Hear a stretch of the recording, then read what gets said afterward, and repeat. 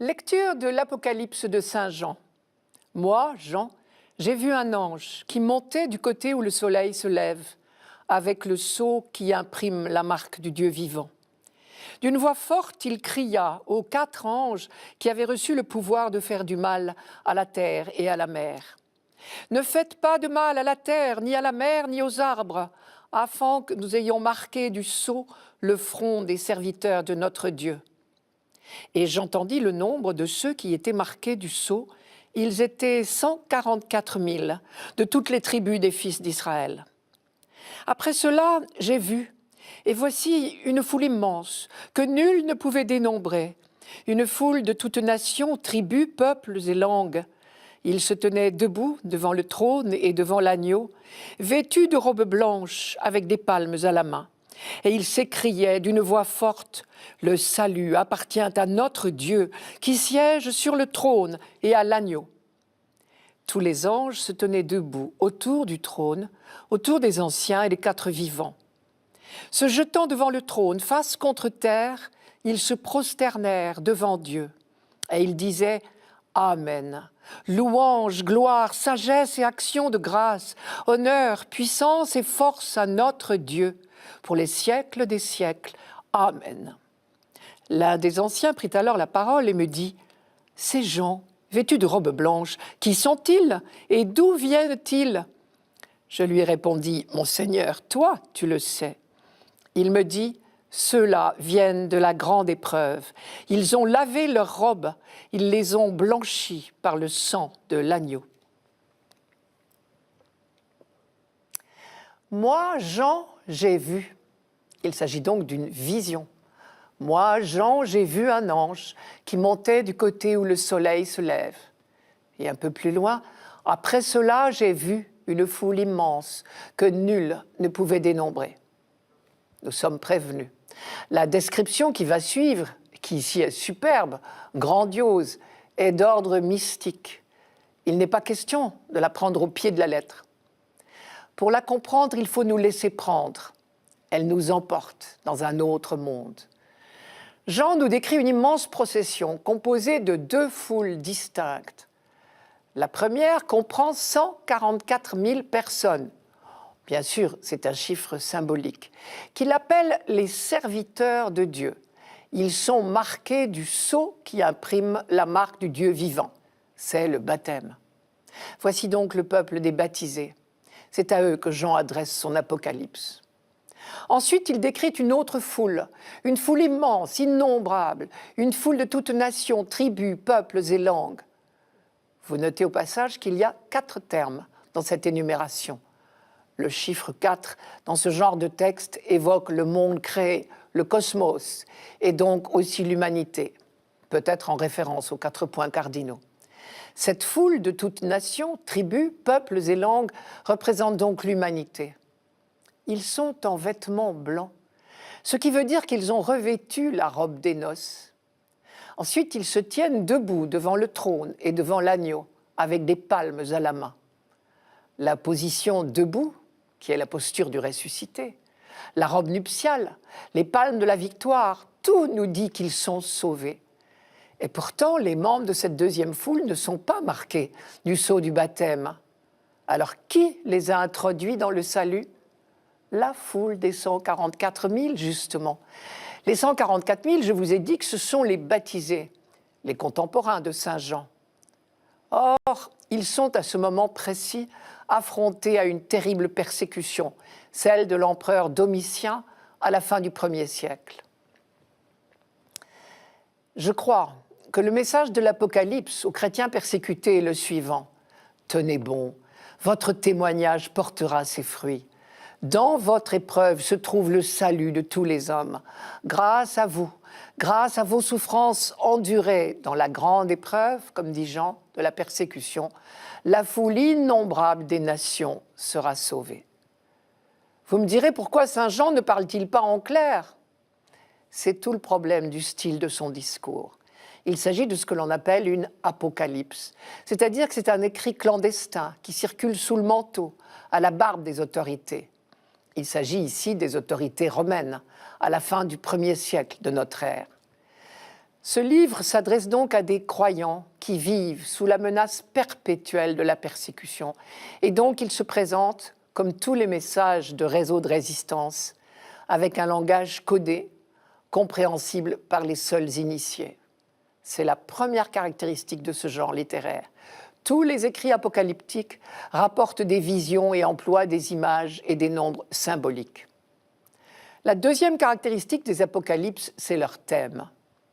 Dans toutes les périodes sombres de l'histoire d'Israël, Dieu a suscité des prophètes dont la mission était de réveiller l'espérance.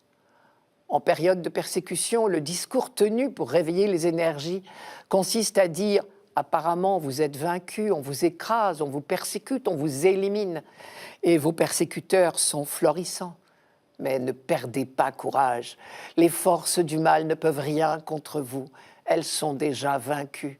Les vrais vainqueurs, en définitive, c'est vous, les croyants, à l'image du Christ lui-même. Il est l'agneau, apparemment vaincu, égorgé, mais en réalité, il a vaincu le monde, il a vaincu la mort. Alors on comprend le titre de ce livre, Apocalypse, qui signifie dévoilement. Cet écrit lève le voile de l'apparence, à savoir la domination triomphante de Rome, et il annonce, il révèle la victoire de Dieu et de son Christ sur toutes les forces du mal, si terrifiantes soient-elles.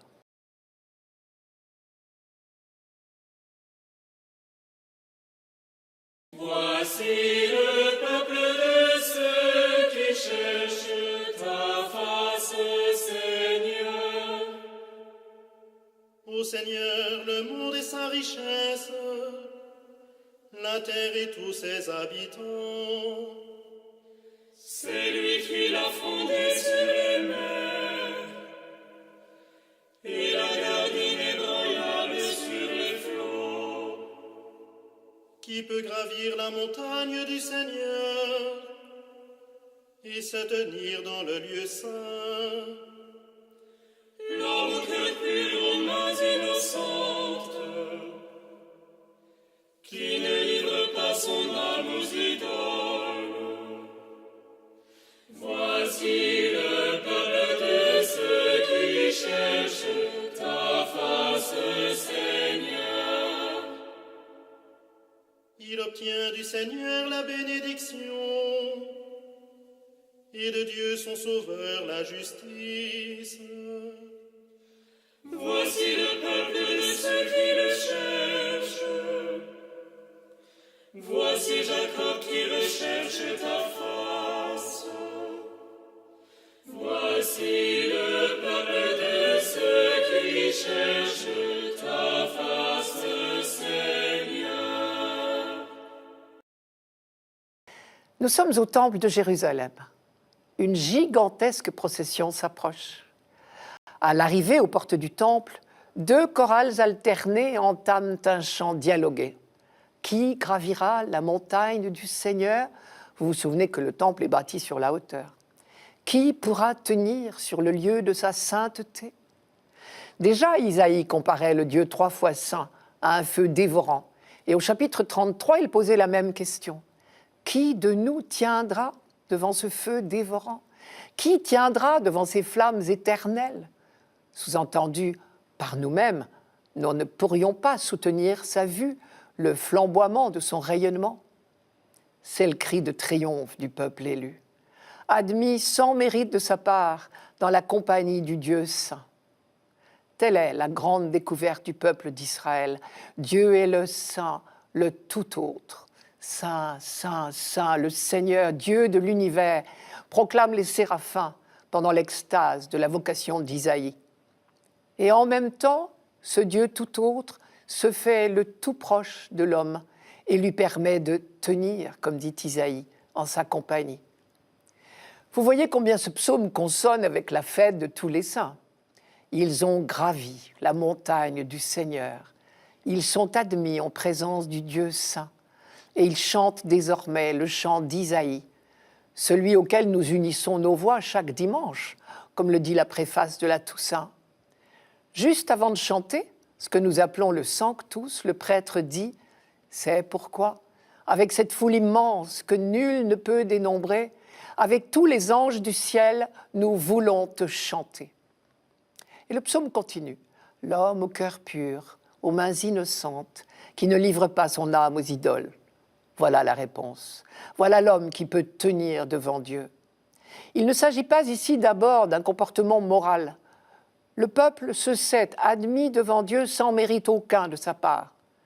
Il s'agit d'abord ici de l'adhésion de la foi au Dieu unique, c'est-à-dire du refus des idoles. La seule condition exigée du peuple élu pour pouvoir tenir devant Dieu, c'est de rester fidèle au Dieu unique, c'est de ne pas livrer son âme aux idoles, pour reprendre les termes de notre psaume. D'ailleurs, si on y regarde de plus près, la traduction littérale serait « l'homme qui n'a pas élevé son âme vers des dieux vides ». Nous retrouvons là une expression que nous connaissons bien. « Je lève les yeux vers toi, mon Seigneur ». Ou même chose encore dans la fameuse phrase du prophète Zacharie que saint Jean a reprise « Ils lèveront les yeux vers celui qu'ils ont transpercé ». Lever les yeux vers quelqu'un, en langage biblique, cela veut dire le prier, le supplier, le reconnaître comme Dieu. L'homme qui peut tenir devant le Dieu d'Israël, c'est celui qui ne lève pas les yeux vers les idoles, comme le font les autres peuples. L'homme au cœur pur, cela veut dire la même chose. Le mot pur dans la Bible a le même sens qu'en chimie. En chimie, on dit qu'un corps est pur quand il est sans mélange. Eh bien, le cœur pur, c'est celui qui se détourne résolument des idoles pour se tourner vers Dieu seul. L'homme aux mains innocentes, c'est encore dans le même sens. Les mains innocentes, ce sont celles qui n'ont pas offert de sacrifice aux idoles. Ce sont celles aussi qui ne se sont pas levées pour la prière au faux Dieu. Il faut entendre le parallélisme entre les deux lignes de ce verset. L'homme au cœur pur, aux mains innocentes, qui ne livre pas son âme aux idoles. Le deuxième membre de phrase est synonyme du premier. L'homme au cœur pur, aux mains innocentes, c'est celui qui ne livre pas son âme aux idoles. Nous touchons là à la lutte incessante que les prophètes ont dû mener tout au long de l'histoire d'Israël pour que le peuple élu abandonne définitivement toute pratique idolâtrique. Depuis la sortie d'Égypte, vous vous rappelez l'épisode du veau d'or, et jusqu'à l'exil à Babylone, et même au-delà. Il faut dire qu'à toutes les époques, Israël a été en contact avec une civilisation polythéiste. Ce psaume, chanté au retour de l'exil, réaffirme encore avec force cette condition première de l'alliance. Israël est le peuple qui, de toutes ses forces, recherche la face de Dieu, comme dit le dernier verset. Au passage, il faut noter que l'expression « rechercher la face » était employée pour les courtisans qui voulaient être admis en présence du roi, manière de nous rappeler que pour Israël, le seul véritable roi, c'est Dieu lui-même. Et effectivement, c'est la seule condition pour être en mesure d'accueillir la bénédiction promise au patriarche, pour entrer dans le salut promis. Bien sûr, à un deuxième niveau, cette fidélité au Dieu unique entraînera des conséquences concrètes dans la vie sociale. L'homme au cœur pur deviendra peu à peu un homme au cœur de chair qui ne connaît plus la haine. L'homme aux mains innocentes ne fera plus le mal. Et le verset suivant, il obtient de Dieu son sauveur la justice, dit bien ces deux niveaux. La justice, dans un premier sens, c'est la conformité au projet de Dieu. L'homme juste, c'est celui qui remplit fidèlement sa vocation. Ensuite, la justice nous engage concrètement à conformer toute notre vie sociale au projet de Dieu, qui est, vous le savez bien, le bonheur de ses enfants.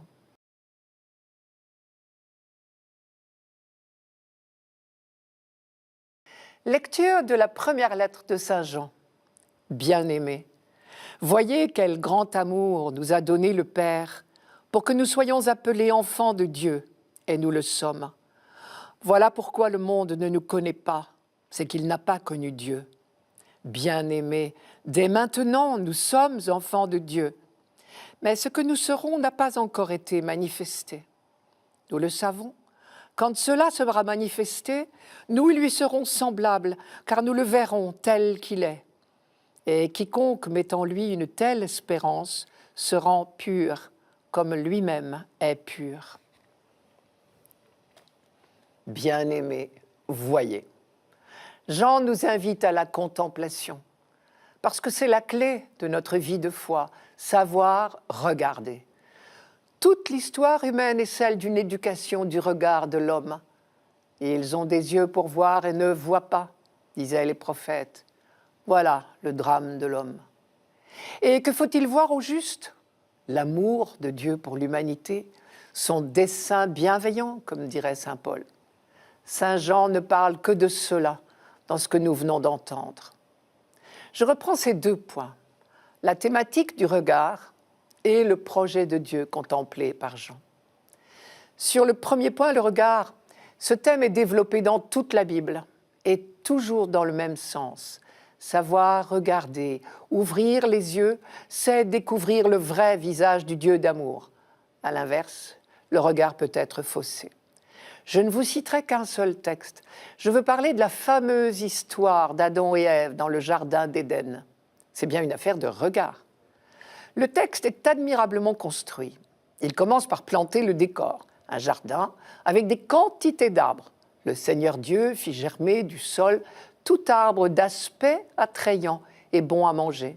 L'arbre de vie au milieu du jardin et l'arbre de la connaissance de ce qui rend heureux ou malheureux. Je suis au chapitre 2 de la Genèse. Puis Dieu permet de manger les fruits de tous les arbres du jardin, y compris donc de l'arbre de vie, et il interdit un seul fruit, celui de l'arbre de la connaissance, de ce qui rend heureux ou malheureux. C'est alors que le serpent intervient pour poser une question apparemment innocente, de simple curiosité à la femme. « Vraiment, vous ne mangerez pas de tout arbre du jardin ?» Vous l'avez peut-être remarqué, le seul fait d'avoir prêté l'oreille à la voix du serpent a déjà un peu faussé le regard de la femme, puisque désormais c'est l'arbre litigieux qu'elle voit au milieu du jardin et non plus l'arbre de la vie, ce qui est juste le contraire de la vérité. Cela a l'air anodin, mais l'auteur le nomme exprès, bien sûr. Elle répond « Nous pouvons manger du fruit des arbres du jardin, mais du fruit de l'arbre qui est au milieu du jardin, Dieu a dit « Vous n'en mangerez pas ». Alors le serpent, pour séduire la femme, lui promet « Non, vous ne mourrez pas », sous-entendu si vous mangez le fruit interdit. Mais Dieu sait que le jour où vous en mangerez, vos yeux s'ouvriront et vous serez comme des dieux, possédant la connaissance de ce qui rend heureux ou malheureux. Et le texte continue, toujours sur cette thématique du regard. Alors la femme vit que l'arbre était bon à manger, séduisant à regarder, précieux pour agir avec clairvoyance. Vous connaissez la suite. La femme prend un fruit, le donne à l'homme. Ils en mangent tous les deux. Alors le texte note, leurs yeux à tous deux s'ouvrirent. Mais pour voir quoi? Et ils virent qu'ils étaient nus. Non, ils ne sont pas devenus comme des dieux, comme le menteur le leur avait promis. Ils ont seulement commencé à vivre douloureusement leur nudité, c'est-à-dire leur pauvreté fondamentale. Vous vous demandez quel lien je vois entre ce premier texte de la Bible et celui de Saint Jean que nous lisons aujourd'hui? Tout simplement, le récit sur Adam et Ève a toujours été considéré comme donnant la clé du malheur de l'humanité. Et Jean, au contraire, nous dit « Voyez », c'est-à-dire « Sachez voir, apprenez à regarder ». Non, Dieu, en donnant un interdit à l'homme, n'était pas jaloux de l'homme. Il n'y a que des langues de vipère pour insinuer une telle monstruosité. C'est bien le thème majeur de Saint Jean. Dieu est amour, et la vraie vie pour l'homme, c'est de ne jamais en douter. Dans notre texte d'aujourd'hui, Jean nous dit à sa manière cette réalité que nous devons apprendre à regarder. Voyez quel grand amour nous a donné le Père. Il a voulu que nous soyons appelés enfants de Dieu. Jésus est le Fils par excellence, et nous qui sommes ses membres, nous sommes appelés, c'est logique, enfants de Dieu. Et Jean continue, et nous le sommes. C'est déjà devenu une réalité par notre baptême qui nous a greffés sur Jésus-Christ, qui a fait de nous ses membres. Comme dit encore Jean dans le prologue de son évangile, « À ceux qui l'ont reçu, à ceux qui croient en son nom, il a donné de pouvoir devenir enfants de Dieu. » Ceux-là, dès maintenant, sont conduits par l'Esprit de Dieu, et cet Esprit leur apprend à traiter Dieu comme leur Père. Dieu a envoyé dans nos cœurs l'Esprit de son Fils qui crie « Abba, Père. C'est une phrase de Paul dans la lettre aux Galates. C'est cela le sens de l'expression « connaître le Père » chez saint Jean. C'est le reconnaître comme notre Père, plein de tendresse et de miséricorde, comme disait déjà l'Ancien Testament. En attendant, il y a ceux qui ont cru en Jésus-Christ et ceux qui encore s'y refusent.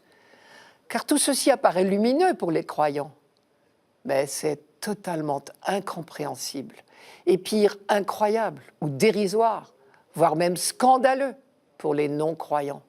Comme dit Jean, voilà pourquoi le monde ne peut pas nous connaître, puisqu'il n'a pas découvert Dieu. Traduisez, parce qu'il n'a pas encore eu le bonheur d'ouvrir les yeux.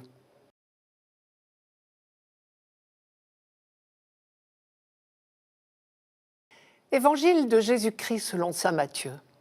En ce temps-là, voyant les foules, Jésus gravit la montagne. Il s'assit et ses disciples s'approchèrent de lui. Alors, ouvrant la bouche, il les enseignait. Il disait « Heureux les pauvres de cœur, car le royaume des cieux est à eux. Heureux ceux qui pleurent, car ils seront consolés. Heureux les doux, car ils recevront la terre en héritage. Heureux ceux qui ont faim et soif de la justice, car ils seront rassasiés. Heureux les miséricordieux, car ils obtiendront miséricorde. Heureux les cœurs purs, car ils verront Dieu. Heureux les artisans de paix, car ils seront appelés fils de Dieu. Heureux ceux qui sont persécutés pour la justice, car le royaume des cieux est à eux. Heureux êtes-vous si l'on vous insulte, si l'on vous persécute, et si l'on dit faussement toutes sortes de mal contre vous à cause de moi. Réjouissez-vous, soyez dans l'allégresse, car votre récompense est grande dans les cieux. Je commence par ce qui risque de nous choquer. Heureux ceux qui pleurent. Qui d'entre nous oserait dire une chose pareille devant quelqu'un qui pleure? Et souvenons-nous que Jésus a passé une grande partie de son temps à consoler, guérir, encourager les hommes et les femmes qu'il rencontrait. Si Jésus a consacré du temps à guérir ses contemporains, cela veut dire que toute souffrance, et en particulier la maladie, l'infirmité, sont à combattre. Il ne faut donc certainement pas lire « Heureux ceux qui pleurent », ils seront consolés comme si c'était une chance de pleurer. Ceux qui aujourd'hui pleurent de douleur ou de chagrin ne peuvent pas considérer cela comme un bonheur. Tout d'abord, il faut s'entendre sur le mot « heureux ». Les auditeurs de Jésus le connaissaient bien, car il était très habituel dans l'Ancien Testament. Contrairement à ce que nous imaginons, ce n'est pas un constat de bonheur, du genre « tu en as de la chance ». C'est un encouragement à tenir bon. André Chouraki traduisait « en marche ». Sous-entendu, tu es bien parti, tu es bien en marche vers le royaume. On peut l'entendre aussi comme « tiens bon, garde le cap ». Adressé à des gens qui pleurent, cela voudrait dire « ne vous laissez pas décourager, ne changez pas de ligne de vie pour autant ». Ensuite, sans parler des larmes de bonheur évidemment, il y a des larmes qui sont bénéfiques. Celle du repentir de Saint Pierre, par exemple, dont parlait le pape Benoît XVI dans son livre sur Jésus. C'est là que l'on fait l'expérience de la miséricorde de Dieu. Il y a également les larmes que nous versons lorsque nous nous laissons toucher par la souffrance ou le chagrin des autres. Dans ces cas-là, nous sommes sur le beau chemin. Nos cœurs de pierre sont en train de devenir des cœurs de chair, pour reprendre l'expression du prophète Ézéchiel.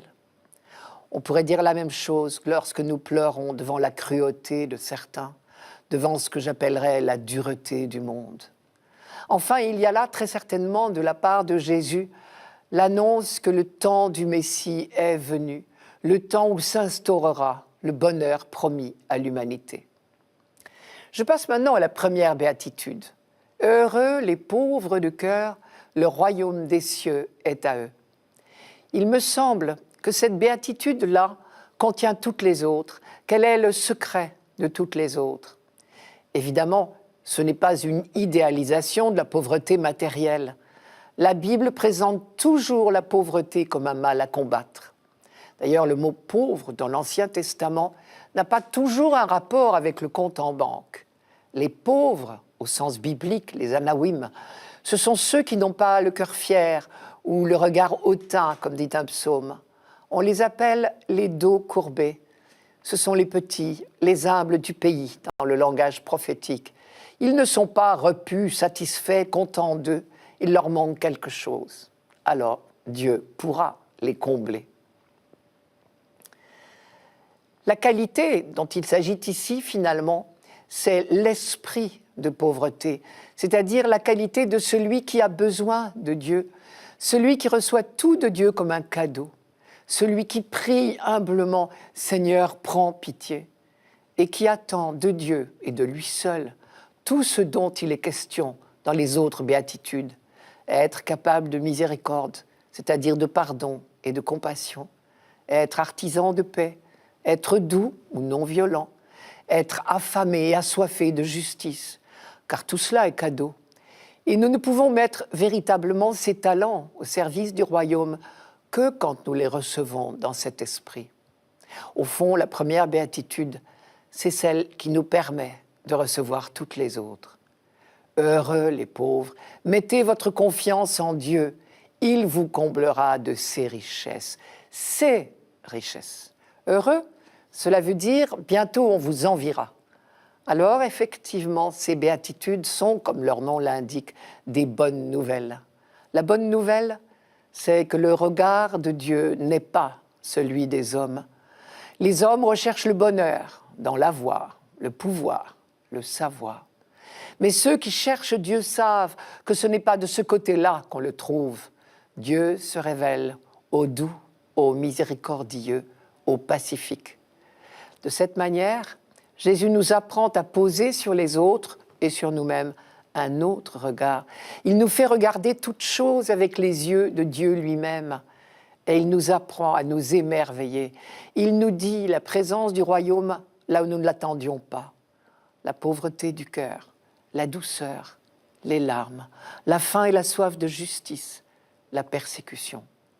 Cette découverte humainement si paradoxale doit nous conduire à une immense action de grâce. Notre faiblesse même devient la matière première du règne de Dieu.